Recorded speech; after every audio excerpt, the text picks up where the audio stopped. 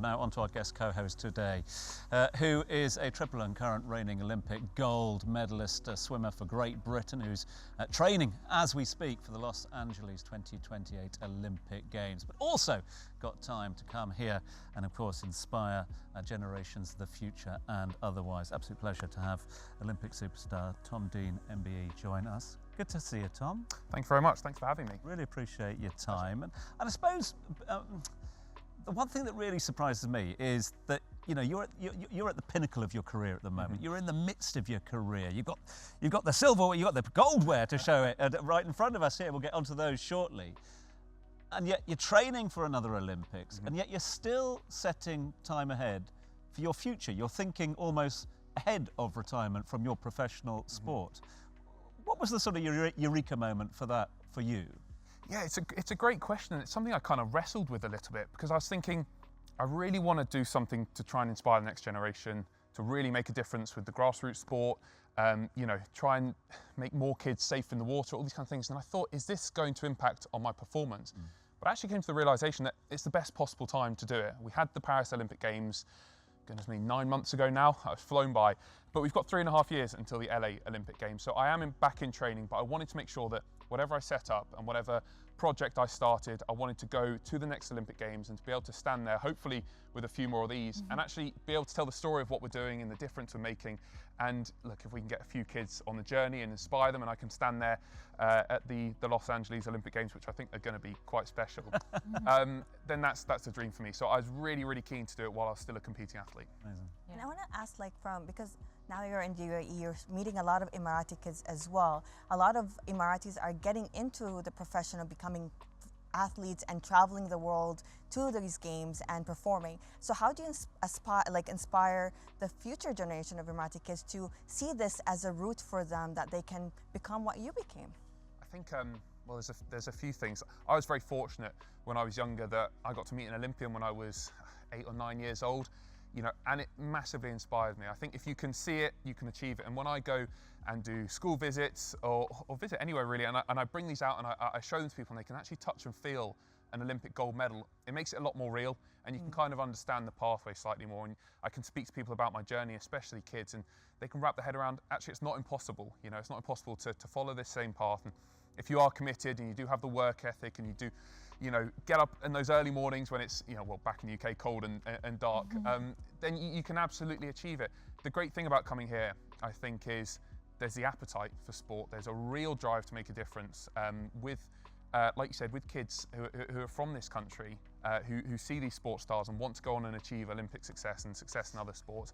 They've got the facilities, and they definitely have the passion for sport. So it's a perfect recipe, and if I can make a change here, that would be amazing. May I, or are you gonna?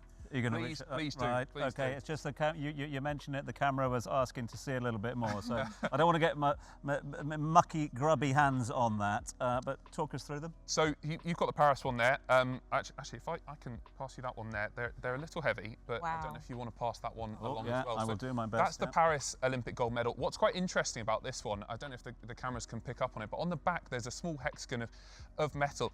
That's metal actually taken from the Eiffel Tower in Paris, which is really special. So they did some work on it a few decades ago, and they kept some of the original metal from the Eiffel Tower, and it's on the back of all the gold medals, all the medals, I think. So that one's really special. My Tokyo ones, obviously, people ask me which one's your favourite one. It's like choosing your favourite child, isn't it? But the Tokyo ones are from the Olympics in 2020. The 200-metre one, whichever one that is, was my first Olympic gold medal.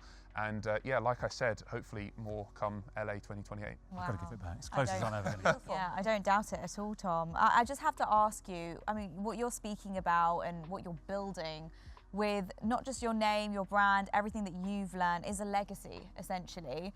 But you're incredibly young yourself still. So what I want to ask you about is your mindset, I guess, from a very young age. Do you think that is something that can be taught and learned? Is that the environment that you're around that allows you to be a top performing athlete in the world?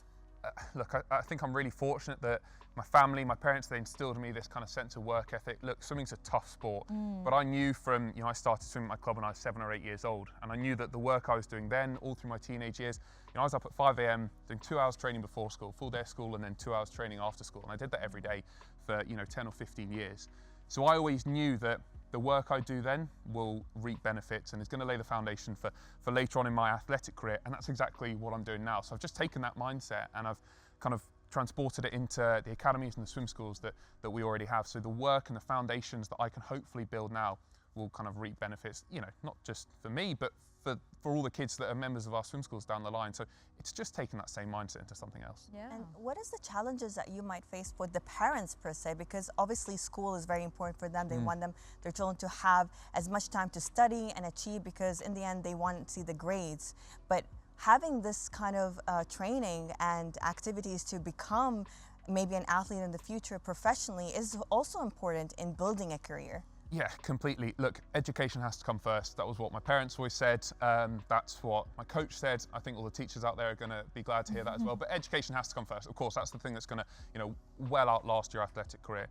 But training and doing sport and being active and being fit and healthy, it can absolutely complement the schoolwork. You know, it can help kids. It's been shown that they can have better grades, they'll be more focused. You know, it's going to make you feel better. Like we all know, if we do a little bit of exercise in the morning, we feel better for the whole day. So I think if we can teach, you know, just a little bit around healthy living, being active, having a good diet, sleeping well, it will definitely pay dividends in the classroom as well. So it's understanding that balance. And look, it gets tough. I remember when I was studying in school and university while I was trying to train at the same time, sometimes it feels like there aren't enough hours in the day. But I think if you teach it in the right way and you guide the kids correctly, then they can work really well together. I know that you're working a lot with kids back in the UK, working with kids here in the UAE as well. Spending a bit of time over here in Dubai and the UAE. Do you see potential in this region? I mean, we talked there about the can-do attitude.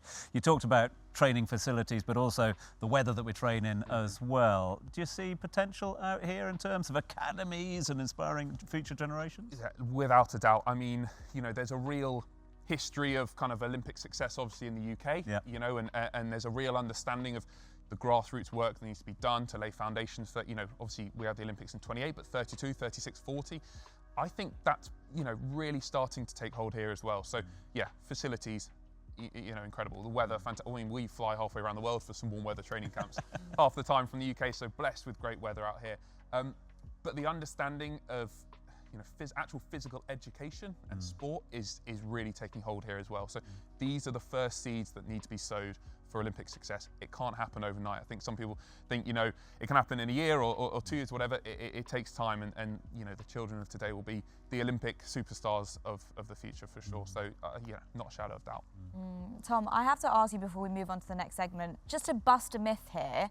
When you're training for the Olympics, it really does start 4 years in advance as soon as the last one ends. Is that right?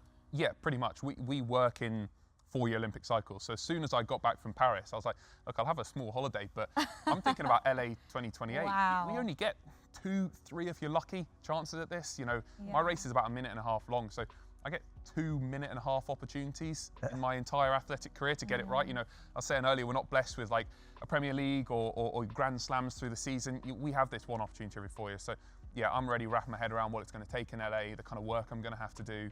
I've got a bit of Olympic experience already, which is going to pay dividends. But yeah, we work in these 4-year cycles. Wow. Can I just let it be said, you know, especially to all those watching the show, Maithra and I have given our medals back, okay? But Yeah, there's one's missing at the moment, all right? Gorgeous. Be careful, all right? I came with 3. It's a great necklace. I think it would go a lot with my outfit. Well, we're incredibly excited to have you here, Tom. Oh, no, and we're pleasure. going to keep you here with us to keep inspiring and speaking to all the kids and the parents at home on how to become the best you can be as an athlete. But next up, we'll be talking to a mum and passionate PE teacher who was eager to give young athletes a place to train and, of course, pursue their talents beyond school hours. So we'll see you soon.